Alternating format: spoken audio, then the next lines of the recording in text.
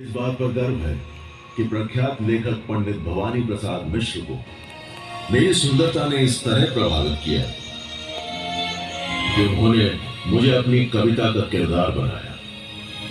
लाख पंछी, 100 हिरन, चांद के कितने किरण, झूमते बन फूल फलियां, खिल रही अज्ञात गलियां, सतपुड़ा के घने जंगल, लताओं के बड़े जंगल, और पूर्व से पश्चिम तक इन घने जंगलों के विस्तार के लगभग मध्य में स्थित है मेरी रानी, वो रानी जिन पर भगवान शिव की है कृपा दृष्टि अपार, जो एक अंश है हमारे महाग्रंथ महाभारत की कहानी का, जिनकी प्रजा में है वो जनजातियां जिनका एक अटूट और निस्वार्थ बंधन है उनसे, वो रानी जिनका श्रृंगार जल थल और वायु के समागम से होता है। सतपुड़ा की रानी, मेरी रानी पचमढ़ी। स्वर्ग सी खूबसूरत पचमढ़ी का संरक्षण सिर्फ मैं ही नहीं करता हूं, इस माटी पर स्वयं भगवान महादेव का आशीर्वाद है। इसलिए यहाँ की अधिकांश आध्यात्मिक कहानियां उन्हीं से जुड़ी हैं। तो ठहरिए, एक क्षण के लिए मैं समय को यहां रोकता हूं और एक सवाल पूछता हूं, क्या पचमढ़ी हमेशा से ऐसी ही थी? अचंभित हो जाओगे जब जानोगे ये बात। ऐसी मान्यता है कि हजारों साल पहले यहाँ एक विशाल सरोवर था जिस पर राज करता था एक भयंकर और विशालकाय सांप, जिसके विष ने इस जल को ऐसा बना दिया कि इसके स्पर्श से ही लोगों की जान चली जाती थी।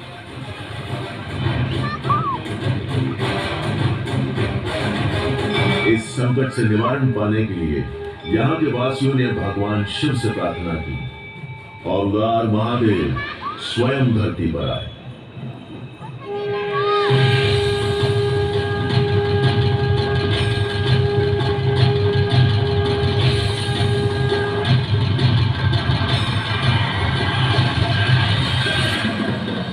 और फिर अपने रौद्र रूप में उन्होंने सांप पर अपने त्रिशूल से वार किया।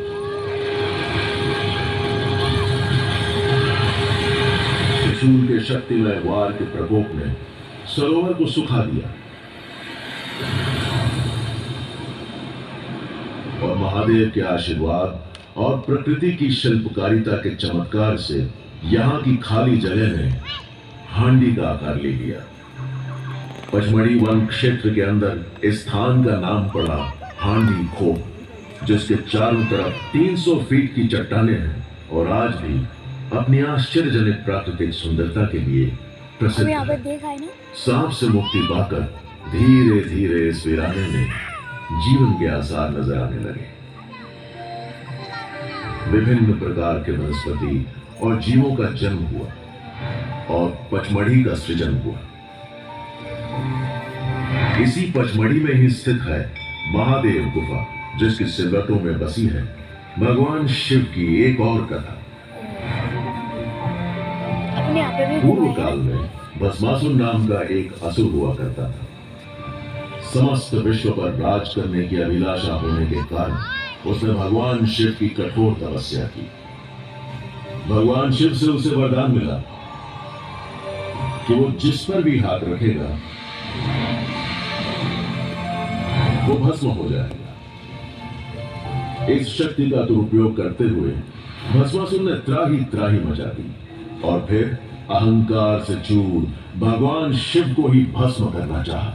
भस्मासुर को रोकने के लिए भगवान विष्णु ने महादेव गुफा में एक खेल रचा। अभिमानी असुर का ध्यान भटकाने के लिए भगवान विष्णु मोहिनी के रूप में प्रकट हुए। मोहिनी ने भस्मासुर को नृत्य करते हुए अपने मोह जाल में ऐसा फंसाया कि उसने स्वयं ही अपने सर पर हाथ रख दिया और जलकर भस्म हो गया।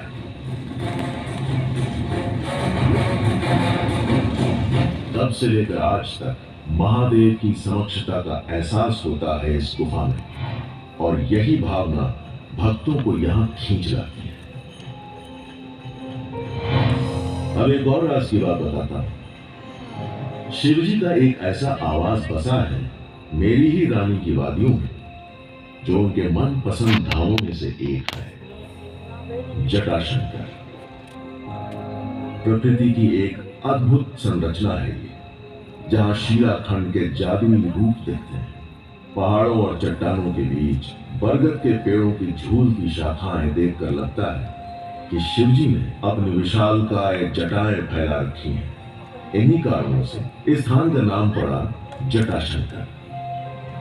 यहाँ की गुफा में अनेक स्टैलेग्माइट्स हैं, जो प्राकृतिक रूप से निर्मित लिंगम के रूप में यहाँ आए अनगिनत भक्तों द्वारा पूजे जाते हैं। पचमढ़ी के अनमोल रत्नों में से एक और है पांडव केव्स, जिसका रिश्ता जुड़ा है 5 शूरवीर पांडवों से। पांडवों ने अपने वनवास के 13वें वर्ष में इस क्षेत्र के जंगलों में निवास किया। सुरक्षित निवास बनाने के लिए उन्होंने गुफाओं का निर्माण किया। इस प्रकार नाम पड़ा पचमढ़ी, यानी 5 गुफाएं। समय के साथ साथ यहां बसी ऐसी ही गुफाओं में अनेक प्रकार की जनजातियां आकर बसने लगी। इन जनजातीय समुदायों की मौखिक कथाओं और परंपरा का चित्रण दिखता है उनके द्वारा बनाए गए शैल चित्रों में, जो आज भी यहाँ की गुफाओं में पाए जाते हैं। शैल चित्रों की परंपरा मध्य पाषाण लगभग 10,000 से 5,000 ईसा पूर्व से लेकर ऐतिहासिक काल से मध्य युग यानी ईसा पूर्व 6ठी शताब्दी से 15-16वीं शताब्दी तक प्रचलित रही, और तलवारों और ढालों से लैस घुड़सवार शिकारियों के चित्र ये बताते हैं कि संघर्ष इनके जीवन का एक मुख्य हिस्सा था, जिसका प्रमाण मिलता है आगे जाकर इन जनजातियों का अंग्रेजों के साथ जंग के किस्सों में। इन जनजातियों में से मुख्य थे गोंड जनजाति, जो मध्य भारत का सबसे बड़ा जनजातीय समुदाय है, और उनके संग यहाँ के स्थानीय जागीरदार कोरकू और अल्पसंख्या में भरी है। रोचक बात यह है कि गोंड और गोंडवाना के बीच एक पुराना रिश्ता है। लाखों साल पहले भूवैज्ञानिक परिवर्तनों से गोंडवाना धरती का जन्म हुआ, और मध्य प्रदेश को इस प्राचीन गोंडवाना धरती का महत्वपूर्ण हिस्सा माना गया है, जहां इन जनजातियों का वास था। गोंड से मिला नाम गोंडवाना। ये वो गोंड थे जिन्होंने मेरी पचमढ़ी पर 12वीं से 17वीं सदी तक शांतिपूर्वक शासन किया। फिर एक मोड़ आया जब अंग्रेजों ने कुटिलता के माध्यम से इस देश पर अपना शिकंजा कसना शुरू किया। कई सालों तक पचमढ़ी और उनकी जनजातियां सुरक्षित और सकुशल जीते थे, लेकिन 1857 में जाकर वो समय आया जब अंग्रेज पचमढ़ी तक आखिर पहुंच ही गए। 1857 की क्रांति के कई शूरवीरों में से एक थे तात्या तोपे, जिन्होंने कानपुर, ग्वालियर और झांसी में अंग्रेजों से डटकर मुकाबला किया। विद्रोह का अंत होने के बाद भी तात्या ने गुरिल्ला युद्ध नीति से अंग्रेजों पर हमला किया, और जंगलों के राहों से गुजरते हुए वो पचमढ़ी पहुंचे और उनका पीछा करते हुए अंग्रेज। और फिर तात्या को एक ऐसे शूरवीर ने अपने आश्रय में ले लिया जो पचमढ़ी और अंग्रेजों के बीच इस धरती पर पैर जमाए खड़े थे। पचमढ़ी के सबसे पराक्रमी संरक्षक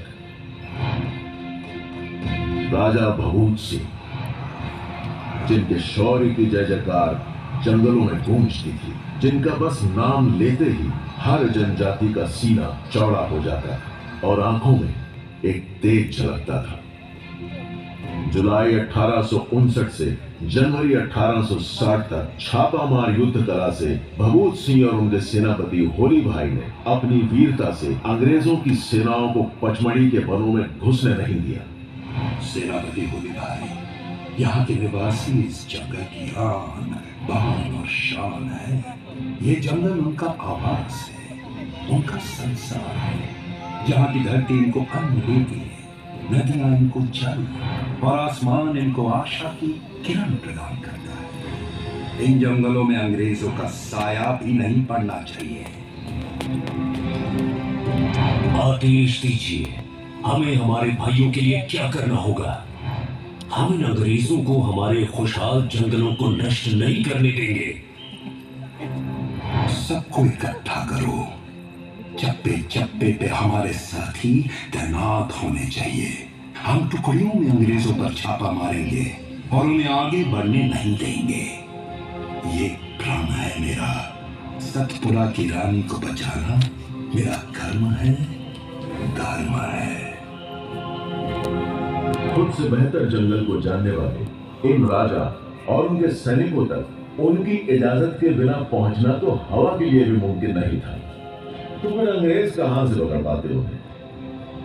मेरे आंचल में मटकुली, पचमढ़ी, बागड़ा, बोरी के घने जंगलों में घाटियों, गुफाओं के सहारे सतत संघर्ष चलता रहा और आखिर अंग्रेजी सेना को पीछे हटना पड़ा। अब अंग्रेज इस हार से तिलमिला उठे थे। किसी भी तरीके से भभूत सिंह को पकड़ना अब उनका एकमात्र मकसद बन गया था। राजा भभूत सिंह को हमें एक सबक सिखाना पड़ेगा। इन जंगलों पे हमारा कब्जा करना बहुत जरूरी है। बहुत कठिन है सर। राजा भभूत सिंह इस गहरे जंगल के विशाल क्षेत्र के चप्पे चप्पे से वाकिफ हैं और यहाँ के निवासियों के मन में राजा भभूत के लिए अद्भुत निष्ठा है। जान दे देंगे पर हार नहीं मानेंगे ये। यानी इसका हल किसी और तरीके से निकालना होगा। अंग्रेजों ने कुटिलता का सहारा लिया और सहयोगी जागीरदारों पर दबाव डाला और उन्होंने राजा के ठिकाने का खुलासा किया और आखिरकार 1860 में राजा भभूत सिंह को बंदी बना दिया गया। आज भी भभूत सिंह की यादें जनजातियों के दिलों में जीवित है और जब जंगलों में तेज हवा चलती है तो ऐसा लगता है मानो साल और सागौन के वृक्ष सर झुकाकर राजा की बहादुरी का इस्तकबाल कर रहे हैं। जनजातियों से लड़ते वक्त पचमढ़ी के सौंदर्य का अंग्रेजों को एहसास तो हुआ था, लेकिन उस समय उनका ध्यान बटा रहा। 1862 में नागपुर से मटकुली होते हुए अंग्रेज कप्तान फोर्सेट यहाँ आए। यहाँ की हरियाली, यहाँ की ठंडी हवा के झोंकों ने उनका दिल जीत लिया और उन्होंने यहाँ एक छावनी बना दी। पचमढ़ी के आबो हवा में एक ऐसा जादू है कि वो मध्य प्रदेश की ग्रीष्मकालीन राजधानी हुआ करती थी। इसलिए यहाँ बनाई गई आधिकारिक और निजी रहन सहन की संरचना है। जैसे सबसे पहले बाइसन लॉज, जो 1862 में कैप्टन फॉसेट के निवास के रूप में बनाया गया और अब ये एक संग्रहालय है जहाँ पचमढ़ी के वनस्पति और जीव जंतुओं के विषय में खास जानकारी मिलती है। आज भी अंग्रेजों की बनाई गई निशानियां पचमढ़ी को एक अलग ही एहसास दिलाती हैं, जैसे Raj Bhavan, Glenn view, Champak bungalow और क्राइस्ट चर्च। इमारतों की संरचना सुंदर जरूर थी, लेकिन इनकी चमक और बढ़ गई जब देश स्वाधीन हुआ और अंग्रेज पचमढ़ी छोड़ चले गए और मेरी रानी ने चैन की सांस ली। और तब से आज तक मध्य प्रदेश के इस सर्वप्रिय हिल स्टेशन में आकर हर तरह के यात्री को एक ऐसा सुकून मिलता है जिसका शब्दों में वर्णन करना कठिन है।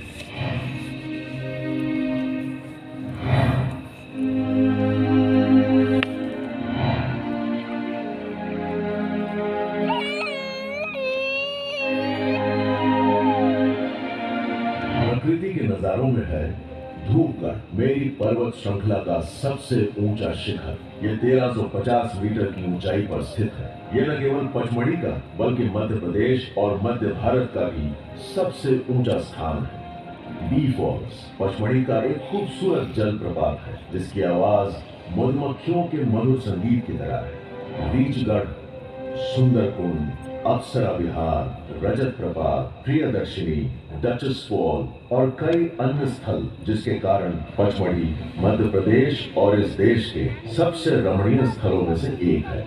और एडवेंचर का लुत्फ उठाने वालों के लिए parasailing, zip lining, hiking, ATV riding और वाटरफॉल ट्रेकिंग। भक्तों के लिए महादेव की छत्र छाया में महादेव गुफा, चौरागढ़ और जटाशंकर। आज मुझे गर्व महसूस होता है कि ये मेरी भूमि है जहाँ ऐसी रानी का जन्म हुआ। वनस्पतियों और जीवों के मामले में भारत के सबसे समृद्ध क्षेत्रों में से एक है पचमढ़ी और इसीलिए इसे पचमढ़ी बायोस्फीयर रिजर्व का नाम दिया गया है। 5000 वर्ग किलोमीटर तक फैले इस क्षेत्र के 3 अंश हैं: Satpura national park, Bori sanctuary और पचमढ़ी सेंचुरी।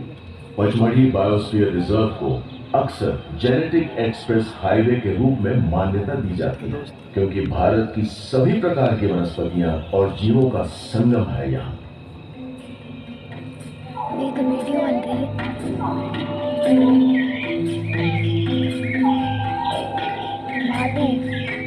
यहाँ ऐसी वनस्पति और जीव जंतु मिलते हैं जो कहीं और नहीं पाए जाते। साल और सौगान वृक्षों के ऊपर से 6 मीटर की दूरी तक छलांग लगाती हुई इंडियन जॉइंट स्क्विल और मालाबार विस्लिंग थ्रश यानी मलाबारी कस्तूरा, जिसकी अजब मनुष्य की तरह सीटी पूरे वन में गूंजती है, मानो आपका मनोरंजन कर रही है। पचमढ़ी के घने जंगल जुगनुओं के प्रदर्शन के लिए भी एक आदर्श पृष्ठभूमि प्रदान करते हैं। झिलमिलाती रोशनी से ऐसा प्रतीत होता है जैसे जंगल टिमटिमाते सितारों से सजा हुआ। 2009 में पचमढ़ी और इसके आसपास के जंगलों को यूनेस्को द्वारा बायोस्फीयर रिजर्व के रूप में नामित किया गया था।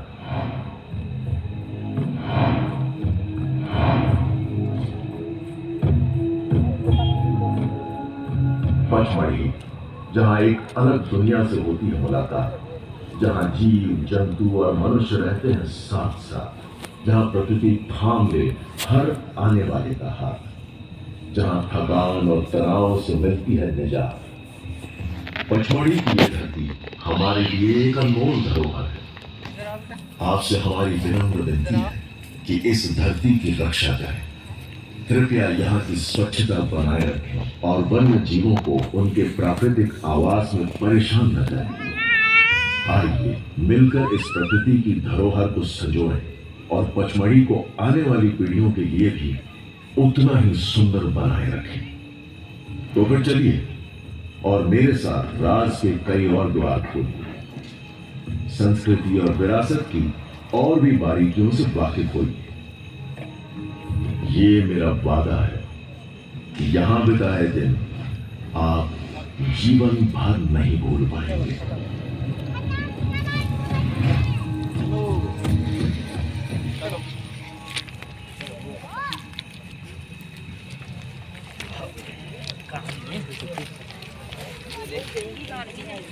कहानी है